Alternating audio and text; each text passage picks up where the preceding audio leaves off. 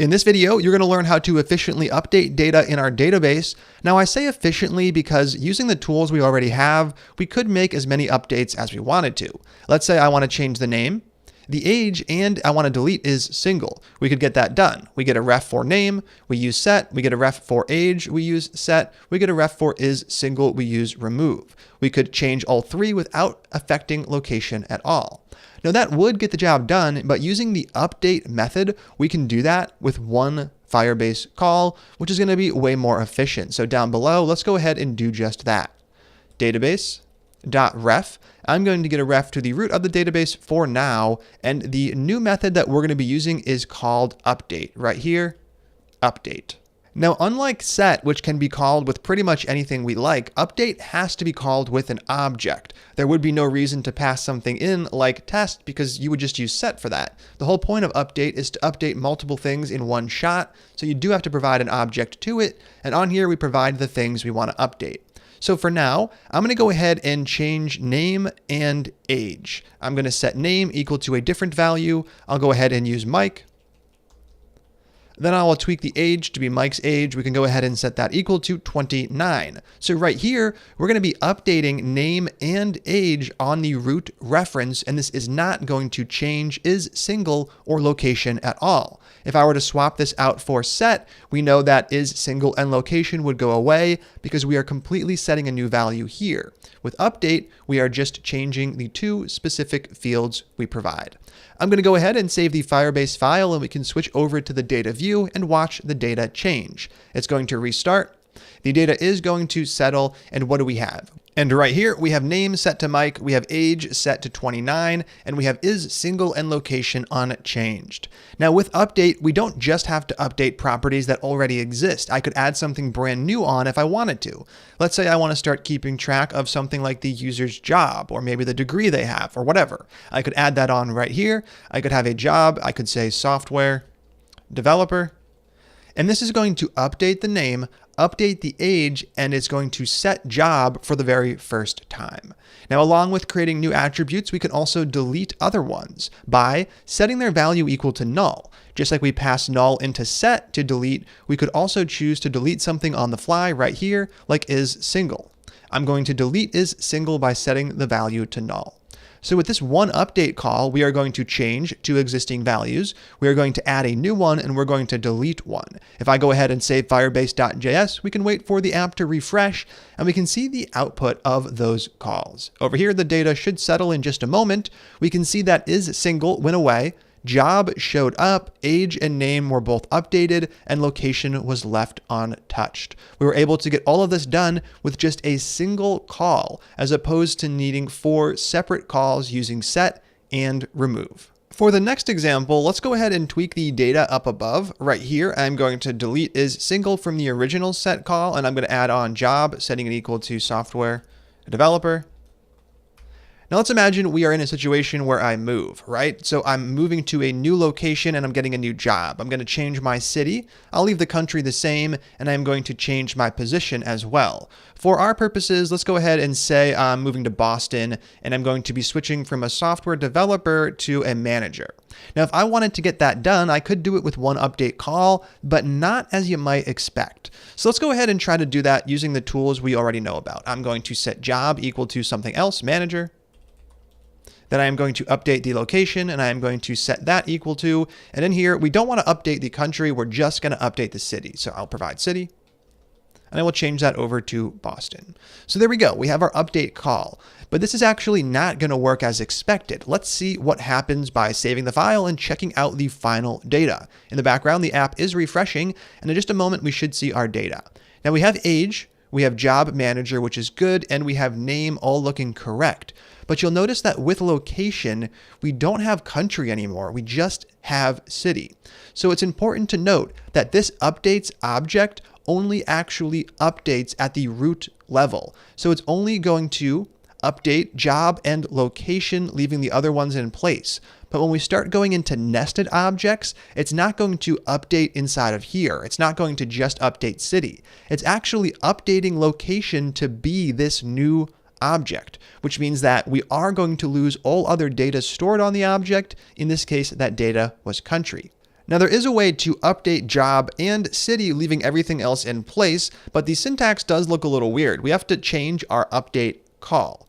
Instead of actually providing a value for location, setting it equal to this new object, what we need to do is we have to actually provide the reference location as the key and the new value as the value. Now we're going to be using a / inside of an object property which is invalid. So imagine I wanted location / city. This is not valid JavaScript. So in order to use this technique, which we're not going to be using very often, we do have to wrap it inside of quotes. Now we can set a value for the location city, setting it equal to something like Boston. The bad news is this syntax is really weird looking. The good news is that we are very rarely going to do it. We don't need quotes for job, just job. That is completely valid. The only reason we need quotes for this is because it does contain that /. So when Firebase sees this, it is going to change job to manager. It is going to change location city to Boston. It is not going to touch anything else. We can go ahead and save the Firebase.js file. That is going to cause the data over here to change, and we can see exactly what we get. This time around, we do have the change in job to manager, and we do have the change in city to Boston. Country still exists. Using this technique, we can update those child locations with a single update call. It's not something we're going to do very often, but I did want to make you aware that it does indeed exist. Now it's challenge time, and for this challenge, we're going to change the data so you have something a little more interesting to update. I'm going to delete all of the data currently in the update call, and up above, what we're going to do is make a few changes. First up, I'm going to add the stress level right here. I'm going to add this as a root property to describe the person's overall stress level. Let's say on a scale of 1 to 10, I'm sitting at a 6. Then we're going to tweak job as well. I'm going to take job and switch it over to an object instead. I'm going to have two properties on the job object, the title. I'll stick with software developer, and the company. And let's say I'm working at a place like Google, which I've never worked before. So we have all of this data for a user, and now we want to change some of the data using a single update call. So here's what I'd like you to do. First up, you are going to change the stress level to a 9, and you're going to change it to a 9 because we're going to switch companies. So change the job.company value to Amazon. I've heard Amazon is a pretty stressful place to work. And then we're also going to change our city. So Amazon is not located in Philadelphia. They are located in Seattle over here. Change the location.city to Seattle. Perfect.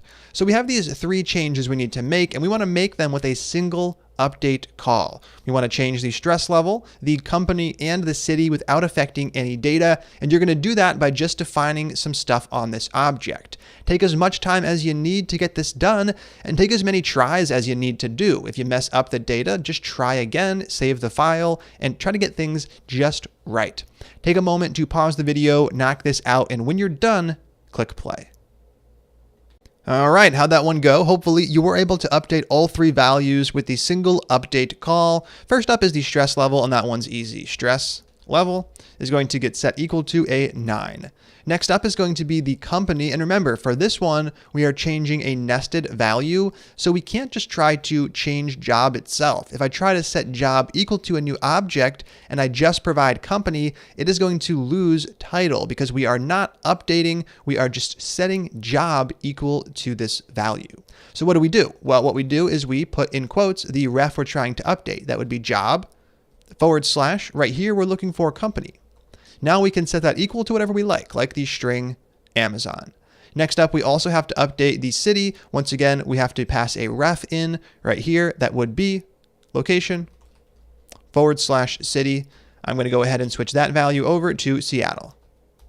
Now that we have those three updates in place, we can go ahead and actually save the file and test our work. Over here, we're going to watch for the data to change. Now, there it is. the background refresh just completed, and all of the data did seem to change. Let's make sure it's correct. Age hasn't been touched, which is good. Job still has title, but it also has the new company value, which is excellent. Location still has country. The city has been changed to Seattle, and we have name unchanged, and our stress level increased to 9. So now that we have all of this in place, we have successfully updated the data. We did all of these updates with a single update call, as opposed to having multiple update calls in place using something like set. I'm going to delete these challenge comments, and I do want to let you know that update also supports promises. It supports promises exactly like the other two do. We get an error if something goes wrong. We get nothing if things go right, which means we could just print a message to the screen for our success case and for the error case.